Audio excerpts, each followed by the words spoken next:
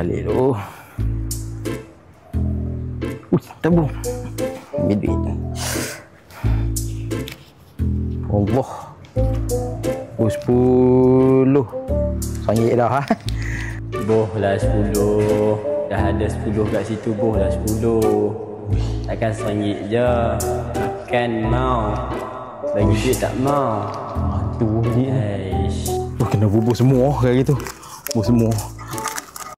Assalamualaikum warahmatullahi wabarakatuh. Hadis Nabi sallallahu alaihi wasallam, ittaqun nar walau bisyiqqati tamrah.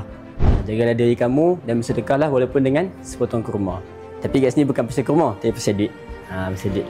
Jadi untuk makluman semua, Masjid Tunku Syed Putra ada buat makan-makan setiap kali selepas solat Isyak setiap hari.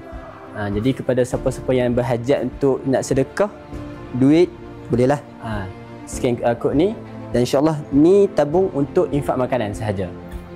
Jadi jumputlah kepada semua untuk datang main Isyak sama-sama dan kita makan sama-sama insya-Allah. Kalau hangpa nak tahu apa-apa, hangpa follow Masjid Tunku Syed Putra punya ni, TikTok ada, FB ada, YouTube ada. Boleh Okey dah tahu tu.